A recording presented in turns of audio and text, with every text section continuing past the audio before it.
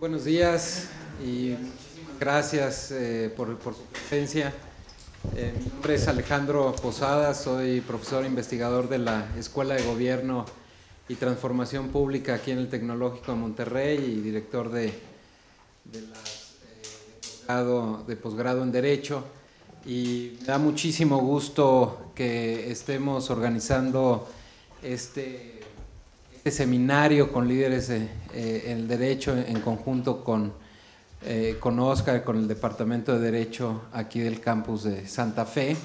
En esta ocasión me da muchísimo gusto tener a José Mario de la Garza. José Mario es primer vicepresidente de la Barra Mexicana Colegio de Abogados, es abogado postulante, socio del despacho de la Garza, primer vicepresidente de la Barra que no es de la Ciudad de México. José Mario es de San Luis Potosí, pero es un abogado muy importante en el contexto nacional. Y le hemos pedido, como ustedes saben, que nos haga algunas reflexiones sobre el tema de la regulación de la profesión, de cómo, por qué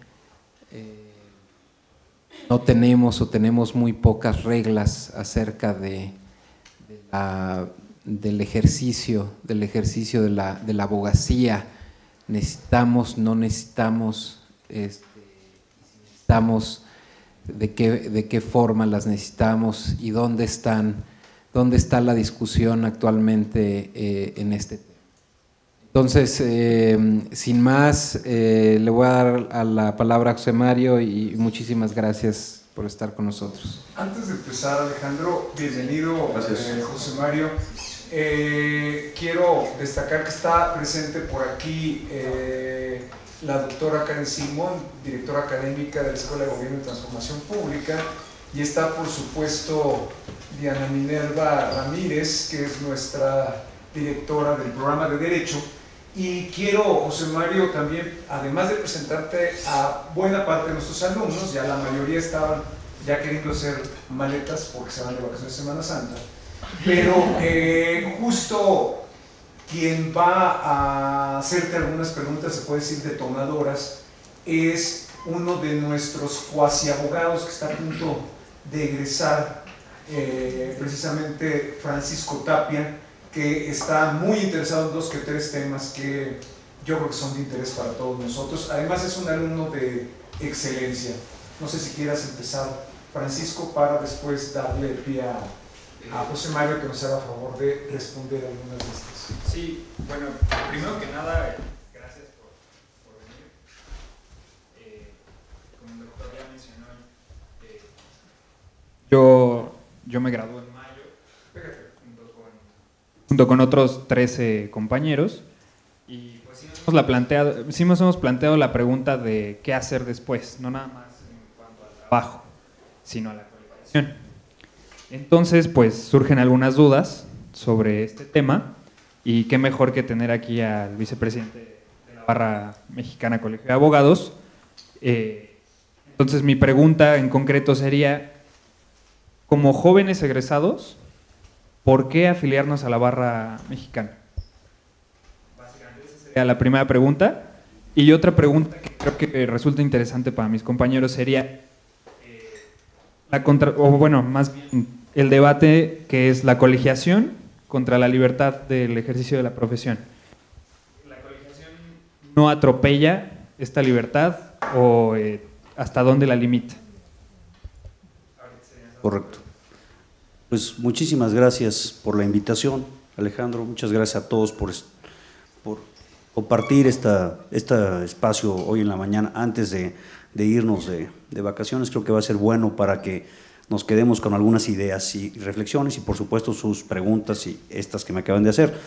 Voy a empezar por la segunda. El planteamiento es, ¿debe regularse nuestra profesión o debe de mantenerse en el ejercicio libre digamos que básicamente es como estamos ahorita, ¿no? El ejercicio. Y para responder esta segunda pregunta, les voy a platicar dos vivencias, dos cosas que me han pasado. La primera es una señora en San Luis Potosí, de nombre Esperanza Reyes, que un día en la mañana acude a una papelería a comprar una libreta para su hijo, que estaba en la primaria. Doña Esperanza tiene 2 hijos y a la hora que le entregan la carpeta, ella paga con un billete de 100 pesos. La señora de la papelería, de estas papelerías caseras que hay en las colonias populares, donde es realmente una casa que se adapta a papelería, ese es donde se encontraba la señora Esperanza. La señora de la papelería se da cuenta, o por la textura del billete, percibe que el billete puede ser un billete falso, y entonces entra a la casa, le dice a la señora que no tiene cambio para darle el cambio de la libreta, y entra a su casa y le habla por teléfono a la policía. En unos minutos después, la señora Esperanza se queda en la papelería esperando el cambio, y unos minutos después llegan 3 patrullas, la detienen por el famoso caso mexicano de la flagrancia, ¿no? Cuando te sorprenden cometiendo un delito, y la llevan al Ministerio Público Federal. La falsificación de moneda en nuestro país es un delito del orden federal, y el Ministerio Público la consigna por el delito de falsificación de moneda. Y la señora Esperanza, una gente de muy escasos recursos, no hay que perder de vista que México es un país de 60 millones de personas en pobreza, y esto también incide en la profesión, por supuesto. Entonces le asignan un abogado de oficio, ¿no? Estos abogados que el Estado te proporciona para defenderte, y el abogado, cuando habla con la señora Esperanza, le dice, pues no, pues mejor usted sustráigase de la acción de la justicia. Escóndase, señora. Abogado, ¿qué me recomienda hacer? No, pues huya, escóndase, señora. Eso es lo que le dice el abogado. Que por cierto, quiero destacarles que los abogados de la Defensoría Pública Federal, que podría ser uno de los campos de acción de los egresados, ganan muy buenos sueldos. Son profesionistas que están bien pagados en este país. Entonces, el abogado, por supuesto, no la defiende. La señora acaba con una sentencia condenatoria a 5 años de prisión, y con la poca posibilidad que tienen las personas en México de acceder a la justicia, pues acaba del penal en San Luis Potosí, la trasladan al penal de Tepic, y del penal de Tepic la trasladan a las Islas Marías. Y acaba la señora en las Islas Marías, con una sentencia de esta naturaleza por falsificar un billete o por utilizar un billete falso de 100 pesos. Y entonces, cuando empezamos a interactuar en la barra con este asunto, el Banco de México reporta que hay circulando en nuestro país más o menos 100 millones de billetes falsos. Eso es, si ustedes entran a la página del Banco de México, pueden encontrar esta información, son los datos duros que nos presenta el Banco de México, 100 millones. Entonces la posibilidad de cualquiera de los estudiantes del Tecnológico Monterrey que tengan un billete falso es altísima, ¿verdad? Pero probablemente cualquiera de ustedes, si tienen un billete falso y van a comprar algo en una tienda cercana aquí a Santa Fe, pues probablemente les dicen que es un billete falso, se los devuelvan, o quizás lo destruyan, o quizás no pase absolutamente nada, y seguramente ninguno de ustedes acabaría en las Islas Marías por utilizar un billete falso, que además, pues si hay 100 millones, pues realmente pues es un asunto que está muy cotidiano. Cuando empezamos a difundir este asunto, a mí me llegaron a decir, oiga, pues es que a mí de los cajeros automáticos me han salido billetes falsos, de los propios bancos, en propios establecimientos me los han dado. Entonces, digamos, y cuando vimos el expediente, ya la señora tenía sentencia firme, ella había acudido al juicio de amparo y lo había perdido. Cuando vimos el expediente, había un detalle que el defensor nunca se dio cuenta, pero que es un detalle clave, que era el número de serie del billete falso, que fue el que entregó en la papelería, no era el número de serie del billete que estaba en el expediente. Eran 2 billetes. Entonces, era tan simple como decirle al juez, oiga, a ver, a mí me detuvieron por este billete falso y el que está en el expediente es otro billete falso. Y esto con un sinnúmero de irregularidades que nadie vio, y esta persona acabó en las Islas Marías. Entonces, aquí como una primera reflexión, y este abogado defensor tampoco tuvo ninguna sanción. Siguió cobrando su sueldo, siguió teniendo su cédula profesional, nadie lo cuestionó, y la señora acabó en las Islas Marías y no pasó nada, a pesar de que un abogado, más o menos para que se den una idea, yo hice una investigación, el abogado defensor en aquel entonces ganaba 85,000 pesos, es un abogado que ganaba 85,000 pesos, tampoco le pasó nada. Cuando hubo una mala práctica demostrada, el asunto acabó pidiéndole un indulto al presidente de la República con este caso, y a través de la Subsecretaría de Gobernación con la licenciada Lía Limón, fue una resolución del presidente actual de concederle el indulto a doña Esperanza y salir. Pero a pesar de que toda esta cuestión sucedió, el abogado y los abogados que intervinieron en estos asuntos no les pasó nada en este país. Y ahí están, siguen teniendo su cédula y siguen ejerciendo la profesión. Eso como una primera reflexión para ustedes. Una segunda, que ahorita lo comentaba yo en el desayuno, es el otro lado de la moneda, que es la Toyota buscando abogados en México. Ahorita que me decías que los que se van a recibir, la Toyota dice, pues queremos contratar abogados. ¿Cuál es el requerimiento de la Toyota para contratar abogados en cualquier parte del mundo? Pero vamos al caso mexicano es, primero me tienes que decir a qué colegio de abogados perteneces. La Toyota no contrata abogados que no estén en un colegio de profesionistas, ¿no? En una agrupación gremial que los controle y los vigile. Para eso son los colegios de abogados, ¿no? Para controlar el ejercicio de la profesión, para ponerle estándares y para vigilar cómo se está ejerciendo la profesión. Segundo, me tienes que decir qué código de ética es el que tú utilizas, me tienes que entregar una copia de ese código de ética y me tienes que decir qué pasa si violas el código de ética, qué puedo yo hacer, ¿no? Si violas, por ejemplo, la confidencialidad, ¿qué mecanismo Toyota tengo para ir con quién voy a decirle que tú entregaste información confidencial a la contraria parte? ¿Qué mecanismo hay? ¿Qué sanciones te pueden imponer? Quiero conocerlas y quiero que me hagas me lo informes de manera clara. Tercero, quiero que me digas cuáles han sido tus credenciales en cuanto a educación continua. Yo creo que creo que en el tecnológico seguramente se los han dicho con claridad, difícilmente un egresado puede plantearse el no continuar estudiando más de la carrera de Derecho. Cada viernes el Semanario Judicial de la Federación nos publica tesis electrónicamente, lo tienen en la página de la Corte, o mañana están publicándose tesis, a veces 70, a veces 50 tesis por semana, que cada tesis pues, es un tema, que si un abogado no está en esa dinámica de estudiar, en esa continuidad tan ágil, pues en cualquier momento pierdes un juicio. No revisaste el viernes el semanario y te cambiaron el criterio porque la contradicción de tesis se resolvió en otro sentido, pierdes el juicio de divorcio que ibas a plantear porque cambiaron el criterio.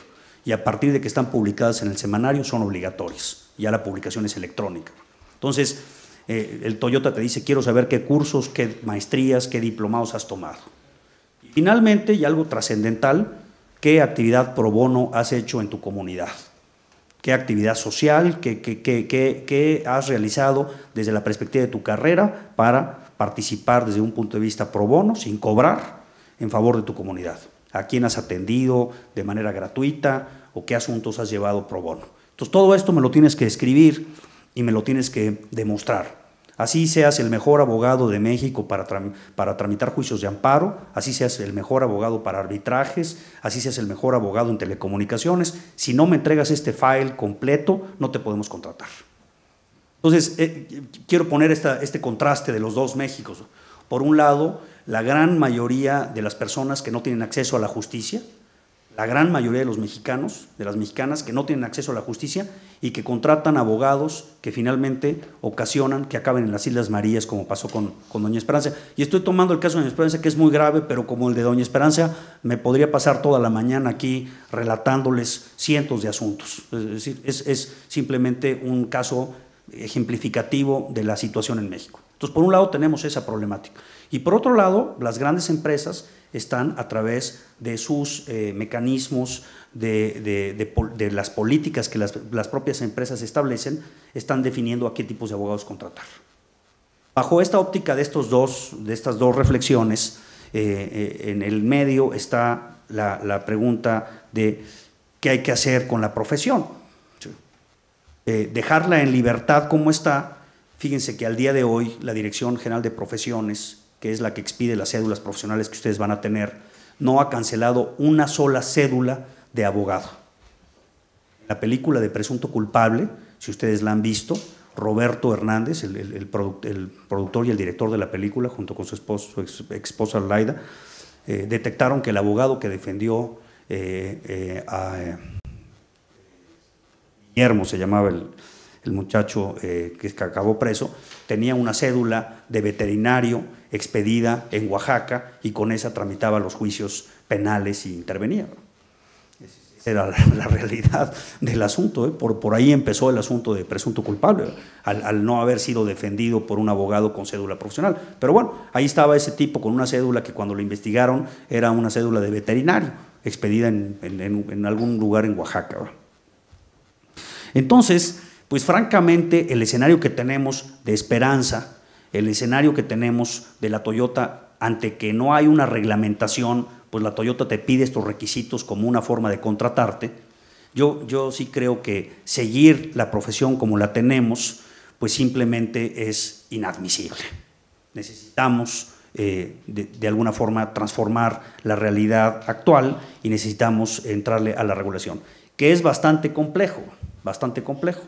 Se ha presentado una iniciativa en el Senado para modificar la Constitución, que está bien vista, digamos, en la Comisión de Justicia, para establecer que la colegiación no viola principios constitucionales, porque como está el planteamiento de que nuestra posición es libre, si nuestra propuesta como colegio de abogados es ir a simplemente expedir una ley, se corre el riesgo que muchos abogados se amparen y cuestionen la constitucionalidad de esta ley, y entonces se pensó que lo mejor era reformar la Constitución. Entonces, por un lado está esa, lo pueden, con mucho gusto también se los comparto, por correo electrónico si me lo proporcionan, con mucho gusto lo comparto, la iniciativa de reforma constitucional, que lo que dice es que habrá ciertas profesiones que estarán reguladas y tendrás que estar colegiado y tendrás que tener una certificación. Entonces, eso está en marcha y ahí está el proceso en el Senado, en la Comisión de Justicia. Por otro lado, se pensó que hubiera una ley general de profesiones nueva que regulara muchas profesiones, que regulara a los médicos, que regulara a los arquitectos, a los abogados, a las enfermeras, a los pilotos aviadores, y entonces esto empezó a generar una problemática porque cada profesión tiene sus propias dificultades y sus propias cuestiones, de manera tal que lo que se ha dicho es necesitamos una ley para la abogacía, una ley para el ejercicio de la abogacía. Y la barra mexicana junto con otros dos colegios, digamos que en México hay 3 colegios de abogados importantes, está la barra mexicana, está la ANADE, que es la Asociación Nacional de Abogados de Empresa, y está el Ilustre y Nacional Colegio de Abogados. Son los 3 que tienen, digamos, una seriedad y que pueden representar a lo que queremos que sea la profesión. Ese es un grupo que se llama el G3, y en ese grupo G3, hace 2 semanas terminamos de elaborar la ley para el ejercicio de la abogacía en este país, que va en la dirección de regular nuestra profesión, de establecer que tienes que pertenecer a un colegio de abogados, que tienes que capacitarte y tienes que pasar exámenes cada 5 años y que esos exámenes te van a permitir continuar ejerciendo la profesión, de manera tal que si esa ley se aprueba y ustedes se reciben, pues van a tener que prepararse para cada 5 años estar, lo voy a poner así, refrendando la cédula profesional que ustedes tienen, de forma tal que puedan continuar ejerciendo la profesión, y establece una serie de controles éticos y de responsabilidad para los abogados, para las abogadas, de forma que cuando un abogado hace una mala práctica, se le pueda sancionar, se le pueda en un momento dado quitar hasta la cédula profesional y pueda haber un registro de quiénes son los abogados en este país. Entonces, sin embargo, quiero decirles que hay muchísimas resistencias a que una ley como esta se pueda aprobar en el Congreso. Hay muchísimas resistencias porque hay muchos intereses de por medio en este asunto. Muchas personas en este país prefieren dejar las cosas como están y prefieren el ambiente en el que están, en donde los abogados quizás pueden moverse en un ambiente de corrupción y no pasa nada. Y quizás me acuerdo mucho de mi maestro José Luis de la Peza, que después fue magistrado en el Tribunal Electoral, que tiene un libro muy breve de obligaciones, que es un excelente libro, se los recomiendo. Y me acuerdo que don José Luis nos platicaba una anécdota que decía que una persona iba a ver a un abogado y le llevaba una copia de un pagaré, y entonces don José Luis observaba el pagaré y le decía, oiga, ¿y a usted le entregaron los 500,000 pesos que dice el pagaré? Sí, sí me los entregaron. Oiga, ¿y esta fecha que está establecida aquí en el pagaré es la fecha que usted estipuló para devolver el dinero? Sí, don José Luis, sí es la fecha. ¿La fecha es correcta? Sí. Oiga, ¿y esta firma que aparece aquí en el pagaré, usted la puso de su puño y letra? ¿Es su firma? ¿No se la falsificaron la firma? No, esta es mi firma. De la Peza, que era un gran jurista. Oiga, maestro, ¿qué me recomienda usted hacer? ¿Qué consejo me da como buen abogado? Pues pague, cumpla con sus obligaciones, ¿va? El consejo. Y en México el buen abogado, nuestra sociedad, ¿a quién considera el buen abogado? No, mire, vamos a hacerle unos autoembargos, ¿verdad? Vamos a simular que su esposa se está divorciando de usted, entonces vamos a embargarle, y luego va a venir su jardinero, y también vamos a simular aquí un juicio laboral, usted va a embargar esta propiedad, y entonces vamos a generar aquí una serie de juicios simulados, y con eso usted va a impedir que le cobren el pagaré. Oye, qué buen abogado. No, fui con el mejor abogado de México, fui a consultarlo, ya me dijo cómo hacerle. Y yo siempre me recuerdo de don José Luis de la Peza. Ahorita un abogado en este país, en el contexto en el que vivimos, si dice lo que dice don José Luis, la gente diría, oye, pues don José Luis ya está loco. Don José Luis, pobrecito, ya está loco. ¿Por qué? Porque fui a verlo y ¿qué creen que me dijo este abogado? Que cumpliera yo con mis obligaciones. Bueno, qué cosa tan disparatada dice este abogado. Me dijo que pagar el pagaré. No, pero los buenos abogados ya me dijeron, pues que no, que estos hacemos embargos, donamos la propiedad, hacemos una serie de cosas, y yo ¿por qué voy a cumplir con mis obligaciones? Esos son los buenos abogados allá afuera en el mercado. Entonces, ¿ustedes qué tipo de abogados se quieren plantear ser? ¿Cómo se van a enfrentar al ejercicio de la profesión? Cuando llegan y les dicen, nos está pasando en la barra, llegan en este país a visitarte, cuando un asunto penal está por resolverse, y esto es real, licenciado, venimos a visitarlo aquí del juzgado 47 penal. Sí, mire, está muy interesante su caso, ¿verdad? El asunto del homicidio que tiene usted aquí. Sí, mire, aquí hay 2 sobres, mi querido licenciado. Está este sobre en donde viene la sentencia absolutoria de su cliente. Pues usted plantea que es inocente. Sí, aquí está este sobre, ¿verdad? Y en este otro sobre tenemos la sentencia condenatoria. Son 45 años de cárcel, mi licenciado, en esta sentencia. Entonces, nada más para avisarle, ya está por salir su asunto, Milik, ya no se preocupe, ya está por salir, nada más para avisarle que el de la absolutoria vale 500,000 pesos, Milik. Digo, nada más para que sepa, usted nos avisa cómo lo quiere tramitar el asunto, y entonces pues nosotros le decimos ya cuál sentencia le va a tocar. ¿Y qué hace el abogado frente a este conflicto? Da los 500,000 pesos, va a buscar a la familia y les dice, oigan, pues fíjense que todos los argumentos que hice no importan, que toda la argumentación de inocencia es irrelevante, que todo lo que estudié en el TEC de Monterrey no sirve para nada. Señora, venda la casa, váyanse al Monte de Piedad, busquen dinero, tráiganme los 500,000 pesos y vamos a darlos, porque si no su papá va a seguir en la cárcel. Su papá, pues, si no damos los 500,000, esa es la práctica de este país, ¿eh? Esa es la realidad en la que se mueve la profesión. Entonces, ¿de qué sirve? Alguien se plantearía, oye, ¿para qué estoy aquí antes de irme de vacaciones? ¿Para qué estoy aquí si pues, la profesión allá afuera no premia al abogado, al alumno de excelencia, ¿no? Entonces, yo sí francamente planteo que necesitamos transformar. No va a ser fácil transformar esta realidad. Tampoco vengo a plantearles aquí una Disneylandia que porque mañana tenemos una ley de colegiación y porque ustedes se afilen a la barra, ya resolvimos la problemática. Por supuesto que no. Pero sí tenemos que hacer algo. La barra lo que plantea es tener un proceso de control del ejercicio profesional. Es decir, quiénes son los abogados que estudian, quiénes son los abogados que tienen un comportamiento ético, quiénes son los abogados que tienen estos estándares y quiénes son los abogados que se pueden sancionar. Hay un abogado en México, de los mejores abogados, Javier Quijano, que seguramente lo habrán escuchado, acaba de ganar un asunto, por cierto, de Yahoo, un asunto de millones, del asunto de los más grandes asuntos que ha habido en México, muy, muy interesante el asunto, es un gran abogado, y en algún momento litigó un asunto sucesorio contra otro muy buen abogado, el licenciado Emilio González de Castilla, que los dos fueron presidentes de la barra, tanto el licenciado Quijano como Emilio. Y Quijano, con su estilo de guerrillero fuerte, de litigante muy puntual, pues en sus escritos utilizaba muchos adjetivos para el juez y para el contrario, ¿no? Calificativos, ¿no? La supina ignorancia de mi contraria parte no le permite ni siquiera entenderlos, y entonces así se llevaba los escritos. Emilio González de Castilla dijo, pues esto viola el código de ética de nuestro colegio.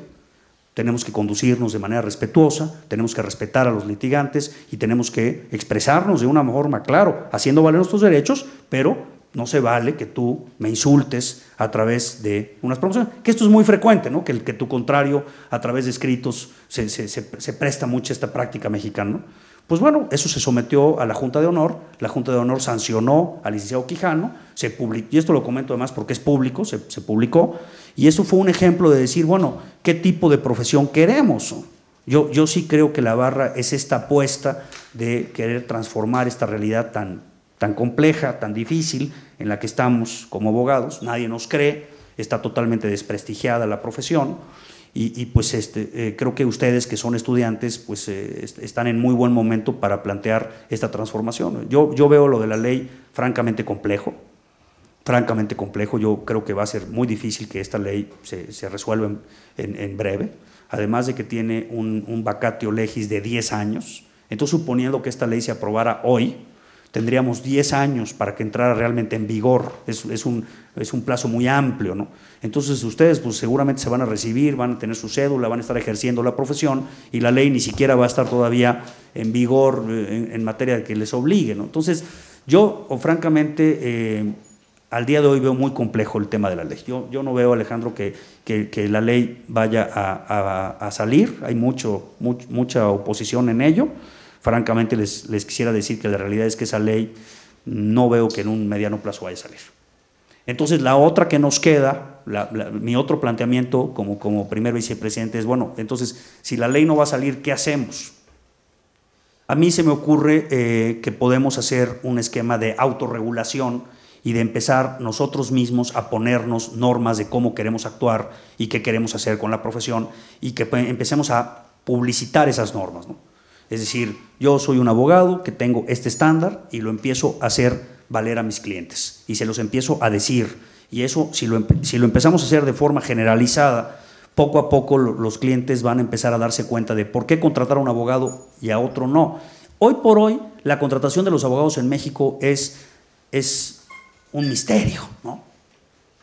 Porque, oye, ¿quién es el bueno para el divorcio? No, pues mira, es que a Chonita le fue muy bien con este abogado, pero no hay, como si tú vas a comprar ahorita una licuadora, bueno, hay 14 estudios que te dicen los pros y los contras de qué hacer y qué no hacer y si ha fallado o no ha fallado, el consumidor, revistas, hay toda una información.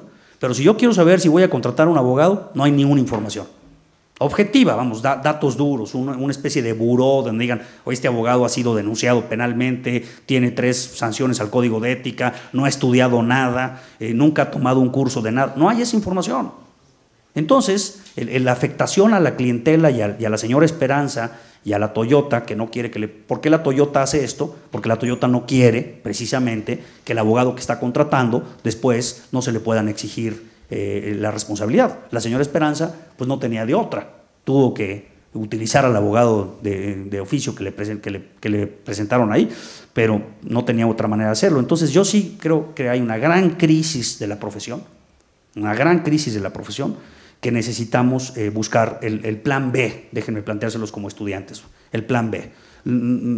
La ley, créanme que hay hasta temor de que los abogados puedan ser un coto de poder y de que los abogados se vuelvan un contrapeso muy fuerte del Estado, y entonces hasta de la posición de los propios funcionarios de alto nivel del gobierno actual no lo ven con buenos ojos, darle ese poderío a los abogados de que se agrupen y que se organicen. Entonces yo francamente creo que tenemos que buscar un plan adicional, y el plan, la única forma que veo factible es hacerlo así. Se había dicho que lo hiciéramos a través de una norma oficial, también lo veo complejo, pero creo que lo que nos vamos a tener que hacer es autorregularnos nosotros mismos, como hicieron, ahorita me presentaban al que es el director que es experto en comunicación.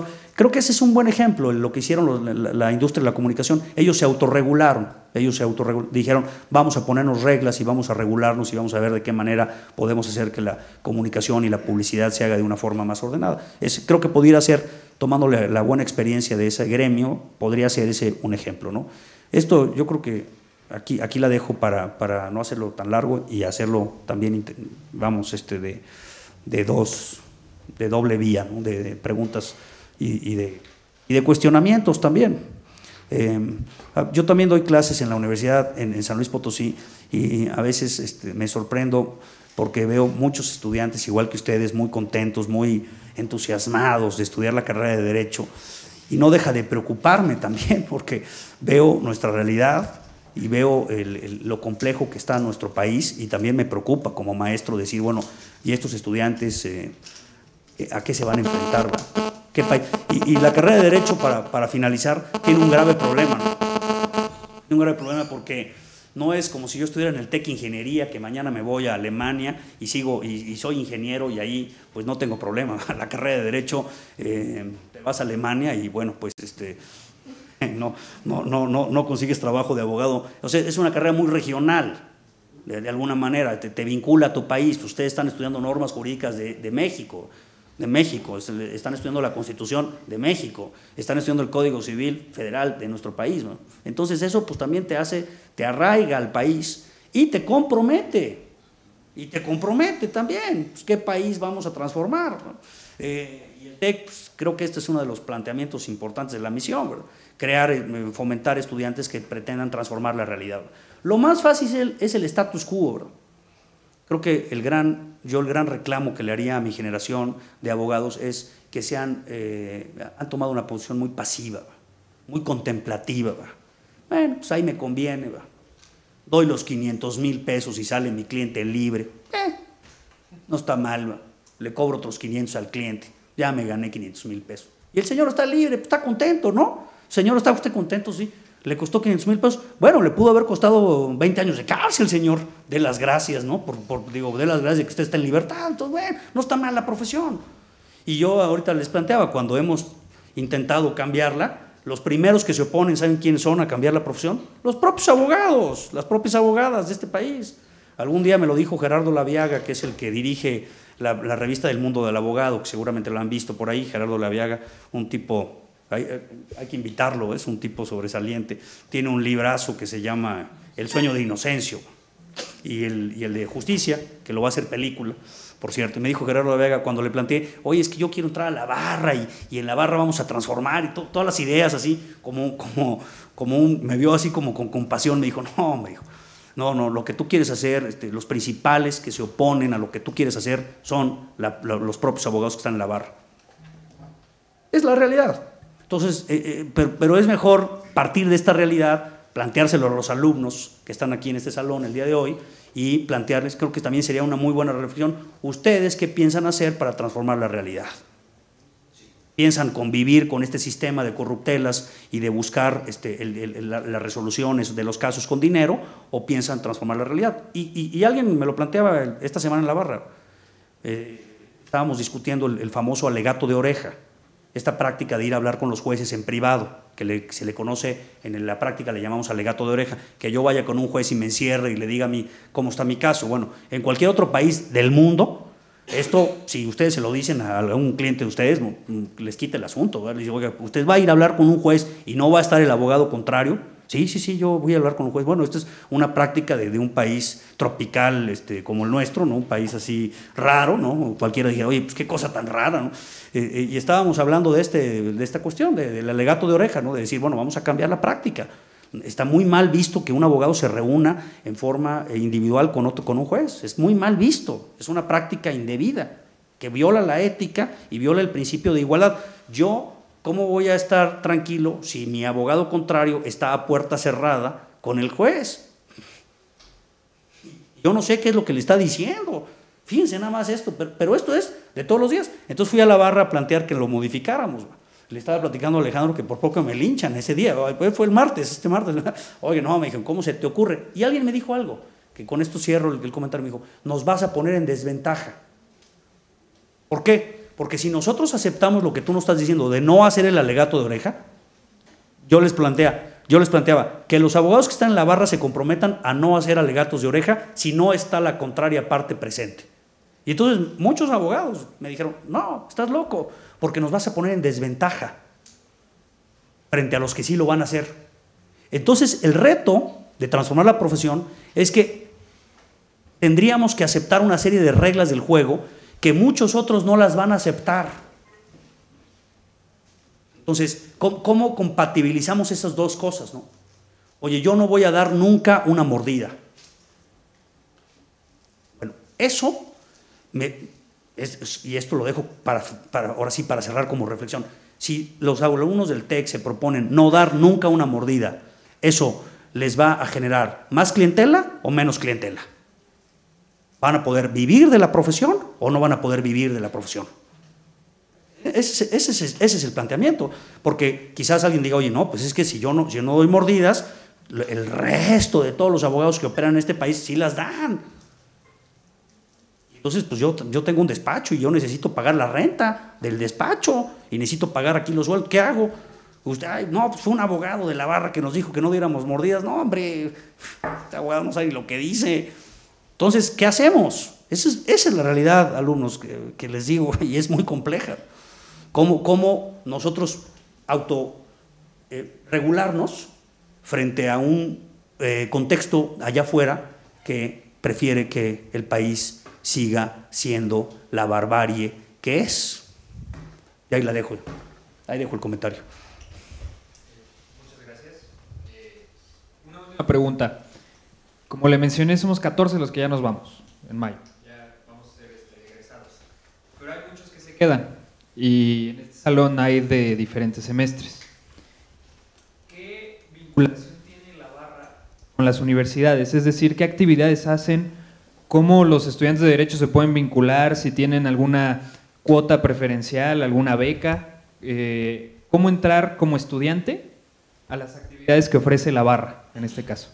Mira, sí, es muy buena pregunta. La barra tiene un esquema de aspirantes a barristas, que son exactamente los que están por obtener un título profesional de abogados. Entonces, y sí es una cuota preferencial para esta categoría de aspirantes, que con mucho gusto también comparto la información de forma electrónica para todos ustedes.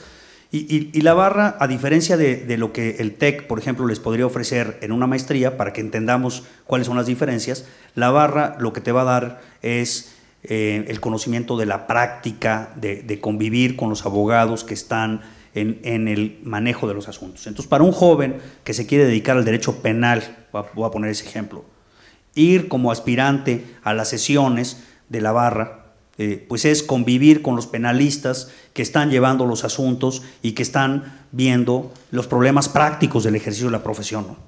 Cómo se va a llevar a cabo la audiencia, cómo vamos a hacer este planteamiento. O sea, esa problemática práctica, el ejercicio práctico, el día con día, para un estudiante, creo que es muy enriquecedor, y también muy enriquecedor conocer a los abogados que están en la materia, ¿no? Y yo quiero ser penalista, pues déjame ver cómo viven estos penalistas, a ver quiénes son, porque me tengo también yo que hacer un ejercicio de proyección, ¿verdad? Oye, yo quiero, pues déjame ver estos cómo se comportan, cómo actúan, en qué despachos están, cómo trabajan.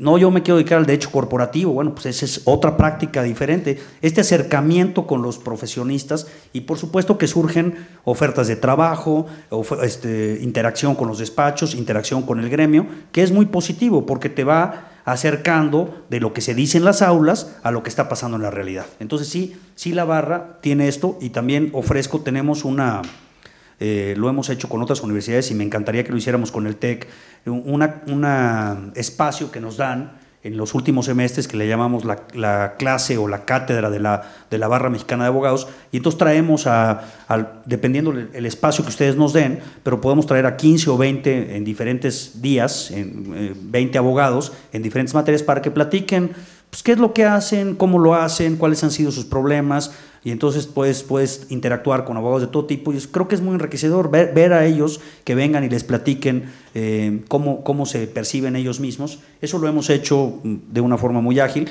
y entonces vamos viendo diferentes materias y vamos llevando a esas universidades abogados especialistas en las materias. Y lo que hacemos es que durante un semestre nos han abierto creo que entre 6 y 10 clases. Y entonces vamos a ese semestre y va el maestro y es una hora y la gente interactúa, y creo que a los alumnos les ha gustado mucho este tema porque han visto a los 10 abogados top de México en diferentes materias y pues han podido interactuar así muy de cerca, ¿no? Creo que eso también ojalá lo podamos hacer en el TEC, sería interesante traer a los buenos abogados de México para que platiquen sus experiencias, ¿no? Hay muy buenas experiencias también. Lo pongo eso sobre la mesa, si hay interés, pues con mucho gusto, ¿no? Y otra cosa es participar en esta actividad pro bono, ¿eh? La Barra tiene una fundación que se llama la Fundación Barra Mexicana y tenemos muchos asuntos que atendemos de forma gratuita, y entonces utilizamos también el apoyo de los estudiantes para que nos ayuden con los casos que estamos manejando. Es también muy enriquecedor. Yo pienso que aunque ustedes no se vayan a dedicar, por ejemplo, al derecho penal, el tener una experiencia, el ver cómo se desarrolla un asunto de estos, aunque se vayan a dedicar al derecho espacial, no importa, estas vivencias de lo que pasa en la profesión en estos temas te van a ayudar mucho en la vida y te van a dar una perspectiva de la situación de México, de cómo está la problemática del país. Entonces esas dos cosas pongo sobre la mesa: la cuota preferencial para aspirantes a barristas y por supuesto la puerta abierta para que si nos invitan y participar en diálogos con ustedes y pues que ustedes también cuestionen a los abogados, ¿no? Sería interesante decir, oiga, ¿y ustedes cuántos actos de corrupción ha cometido? ¿No? A ver qué dicen los abogados de la barra, ¿no? Siendo cuestionado por los estudiantes. Ha sido buena experiencia, la pongo sobre la mesa y con mucho gusto lo podemos hacer. Ahora ya sería interesante que hubiera una sesión de preguntas y respuestas. No sé quién.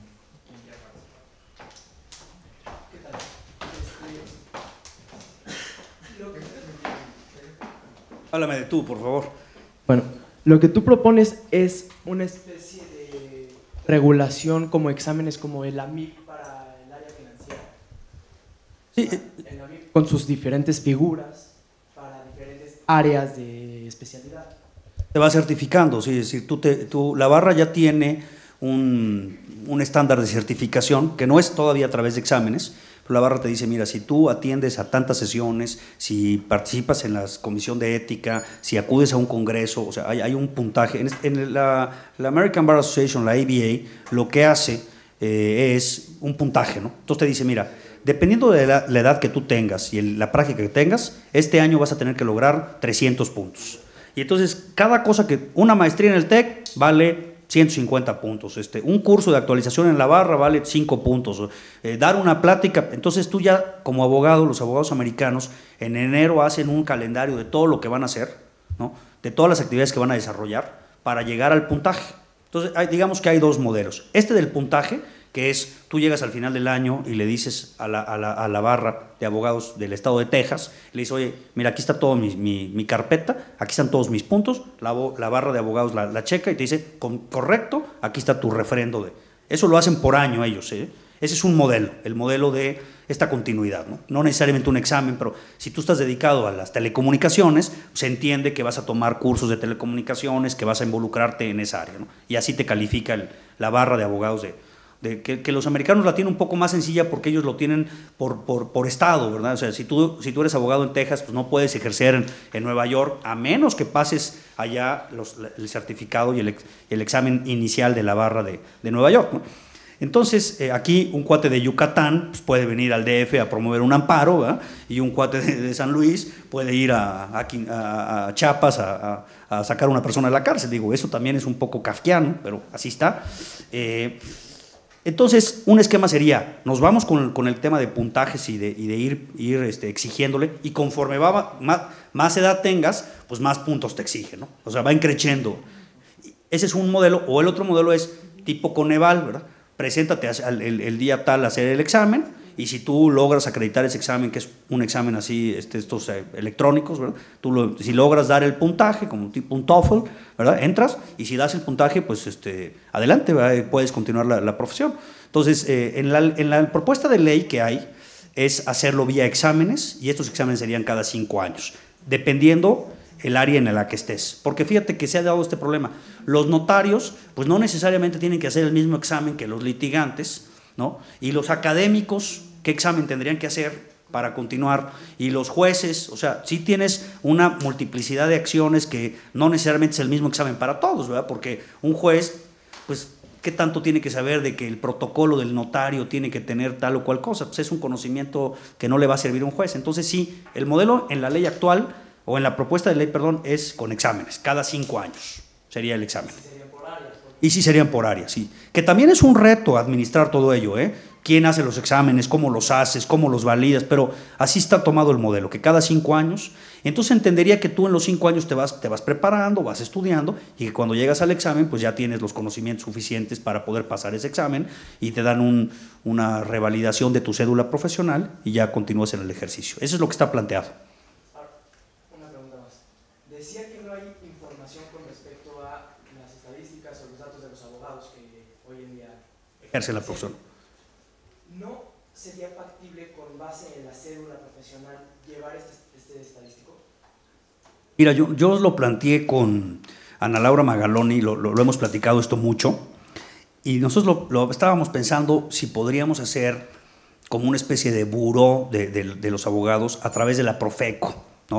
Y generar un sistema de quejas que pudiera de alguna manera resolverse, una especie de... Porque ahorita si tú contratas a un abogado y te incumple, ¿no? Que esto es muy frecuente, ¿eh? Es decir, hay mucha... El consumidor de los servicios legales se queja mucho de malas prácticas. Entonces, ¿qué es lo que dicen? Tienes que contratar a otro abogado, ¿no? Para que demande al abogado que... Y entonces luego vas a decir, no, y contraté un segundo abogado que también me volvió a incumplir. Entonces, no hay un esquema para resolver este tema. Podría ser un esquema como de mediación, de arbitraje, a través de la Secretaría de Economía o a través de la Procuraduría. Se nos ocurrió un modelo así, en donde pudiera haber una especie de registro con las cédulas, como dices tú, y una especie de mecanismo para administrar las quejas que hay con respecto a los abogados, y que ahí pudieras tú preguntarle así como hay, cuáles son las peores gasolineras del país, y tú te metes y dices, mira, esta que está ubicada en la avenida Madero, aquí se roban, o sea, un esquema que pudiéramos generar, así como hay buros de créditos para saber qué tan buen cliente eres para un banco, pues debería de haber para abogados. Se nos ocurría eso. El CIDE está preparando un proyecto para el presidente de la República que le llaman Justicia Cotidiana. Inclusive abrieron una página, no sé si la hayan visto, si lo buscan así, Justicia Cotidiana, esa es una página que abrió. El presidente de la República les pidió que si realizaban un diagnóstico. Dentro del diagnóstico va esta idea que estamos tratando de, Ana Laura y yo, de ver si la podemos dar forma. Por ahí vamos, a ver si se puede. Pero fíjate, es ridículo que a veces en los tribunales la cédula profesional, tú puedes ya ahorita en línea, si yo te doy ahorita mi número de cédula profesional, tú puedes verificar qué cédula tengo, de qué profesión y cuándo me la dieron. O sea, ya está público el registro, ya está en línea. Y tú me vas a creer que en los tribunales no tienen este mecanismo de decir, pues aquí llegó el abogado, a ver, pásele abogado, oiga, no, pues usted no es abogado. Porque así como hay billetes falsos, hay cédulas falsas, ¿verdad? Hay cédulas falsas, pero quizás hay más cédulas falsas que billetes falsos, ¿no? Y tampoco nunca han consignado, la señora Esperanza no la castigaron por presentar cédula falsa, la castigaron por presentar un billete. Entonces, fíjate nada más lo precario que está el sistema, que en un tribunal, un tipo que trae una cédula de veterinario pase por abogado y que nadie decirle. Roberto Hernández, cuando tomó el asunto, ya estaba este joven sentenciado, y él sí iba a estudiar un doctorado a la Universidad de Berkeley. Y cuando llegó la familia desesperada llorando con él, les dijo, oiga, pues yo no soy litigante, yo soy un investigador, yo esto lo hago por un tema de investigación, yo no me dedico. Entonces, bueno, era tal la desesperación de la familia que dijo, bueno, miren, y ahí se podía promover un amparo y no había término todavía en la ley de amparo anterior para los asuntos penales, el amparo contra la sentencia de segunda instancia no tenía término, te podías pasar los años que quisieras. Entonces este muchacho ya había perdido la segunda instancia. Y como no había término, Roberto les dijo, bueno, échenme el expediente, me voy a ir a Berkeley y lo reviso con mi visión de investigador. Entonces, si lo hubiera revisado un abogado litigante, no hubiera pasado esto. Te voy a decir por qué. Porque Roberto se empezó a leer el expediente como investigador y empezó a leer todo el expediente, hoja por hoja, todo lo que decía. Y cuando llegó a la cédula, leyó la cédula. Qué raro que un tipo de Oaxaca esté litigando en el reclusorio Oriente. Qué raro, dijo. Y como investigador le habló un cuate suyo y le dijo, oye, chécame en el registro de profesiones esta cédula. A los 2 días le habló y dijo, oye, Roberto, sí, la de veterinario que me encargaste, ¿verdad? Sí. Y ahí lo que pasó en la película fue que se promueve este amparo, es decir, no fue defendido por abogado, y esto trajo como consecuencia que se repitiera todo el juicio. Lo que ustedes están viendo en la película, si ya la vieron, si no, véanla, es la repetición del juicio, porque no había sido Zúñiga no había sido defendido por abogado, y entonces Roberto logra convencerlos de filmar, pero es increíble, el señor estaba, fíjense, sentenciado por homicidio y lo había defendido un veterinario, pero ya habían pasado jueces, apelación, o sea, cuántas personas habían interactuado con el expediente, y hasta que un tipo como Roberto lo encontró. Yo sí creo que si lo hubieran el otro asunto es el de Salinas, cuando lo acusan de falsificación de pasaporte. Contrataron un abogado, también un investigador. Ahí los investigadores son un investigador. Y ¿te acuerdas que Salinas, cuando lo detienen con un pasaporte falso, creo que en Suiza, que iba a cambiar, el hermano de Carlos Salinas, Raúl Salinas, se va, terminando el sexenio, se va a tratar de sacar 400 millones, una cantidad de dinero impresionante, y lo detienen por un pasaporte falso. El abogado que contrataron era el licenciado Raúl Cárdenas, que es barrista y que es buen penalista. Raúl Cárdenas contrató a otro abogado que se llama, ahorita me voy a acordar del nombre, es un investigador, ahorita me voy a acordar, en materia constitucional. Y ese abogado se dio cuenta, fíjate, que habían reformado el Código Penal y en la materia del delito de falsificación, y se les había olvidado poner la palabra prisión a los legisladores. O sea, sí decía, comete el delito de falsificación y se les sancionará con una pena de 4 a 5 años y ya no decía nada. Y en la Secretaría de Gobernación alguien se da cuenta de eso, y entonces hacen una fe de ratas en la Secretaría de Gobernación y ahí le corrigen. Y el investigador se dio cuenta, pues, oye, pues la Secretaría de Gobernación no puede legislar. Y no, pues, entonces la legislación había sido enmendada porque el secretario de Gobernación dijo, oye, esto está mal, y la corrigió. Pero si tú veías el código, si yo te presto un código penal de esa época, tú leías ya con la corrección, ¿verdad?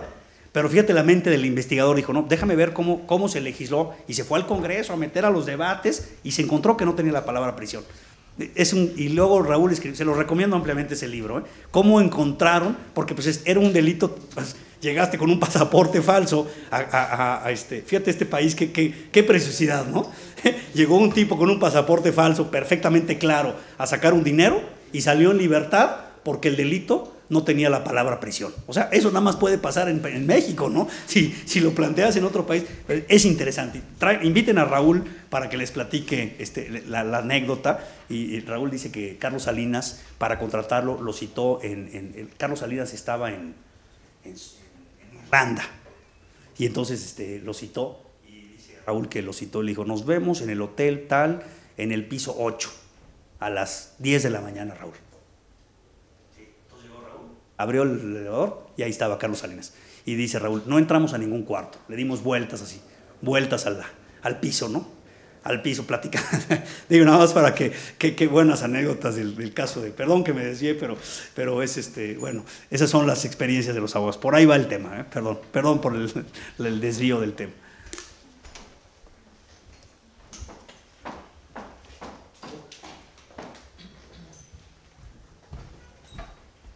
Hola, ¿qué tal, José? Me llamo Jorge Peña y bueno, mi pregunta va encaminada a lo que Tapia te preguntó sobre la cuestión esta del acercamiento de los alumnos, ya que soy parte de una planilla que se va a postular para la presidencia de la Asociación de Alumnos y una de mis propuestas, justamente una de las más fuertes, es esta, acercar a los alumnos a asociaciones de abogados, aparte de otra que se llama Fideltafi. Sí, la conozco. Y mi pregunta va encaminada de qué tan rápido puede hacerse este trámite, porque bueno, ya después de checarlo con dirección de carrera y el doctor Oscar, me gustaría ver si se pudiera llegar a dar este acercamiento ya para el próximo semestre. Ya nada más que ganes y lo hacemos, claro que sí. No, sí, inmediato. Ustedes nos dicen qué espacios, le hacemos un pequeño convenio de buena fe entre la barra y yo también, si quieres te pongo en contacto con el presidente de la NADE, que también ven, ellos traen el enfoque, son abogados de empresa, pero también es interesante, por ejemplo, el abogado de Motorola, el abogado de Nike, qué les quieren decir a los alumnos, es una otra visión, pero también es muy valiosa, que ellos también están interesados en participar a NADE, entonces, ¿qué tan rápido? Pues más bien yo te dejo a ti el reto, o sea, por nosotros estamos muy interesados. Nosotros creemos que la barra, para poder emprender lo que les quiero transmitir hoy de transformar el país, es con ustedes, es con ustedes. Entonces, para nosotros es del mayor interés. ¿Qué tan rápido lo hacemos? Tú dime, yo te mando a tu correo el propuesta de convenio, que es una cosa muy simple, y con eso empezamos a trabajar ya a partir del semestre que entra, o a partir llegando de vacaciones. Ustedes nos dicen, o sea, a nosotros nos tienen. Y quiero decirte que nuestra experiencia, todos los abogados que han venido se han llevado una muy buena experiencia también, y los alumnos también. O sea, creo que ha sido muy enriquecedor para los abogados y para los alumnos, para los dos. Entonces, pues cuenta con ello, ya te lo ofrezco así de muy rápido, Sí, muy rápido, sí, muy rápido te lo ofrezco. Ojalá que sí lo hagas y ojalá que ganes también. Yo fui también candidato en la libre a la planilla y perdí, pero no, te deseo, a veces hay un librito ahí que está muy bueno, que es ahora parece que las entrevistas de trabajo te dicen, oiga, a ver, dígame cuántas veces ha fracasado usted.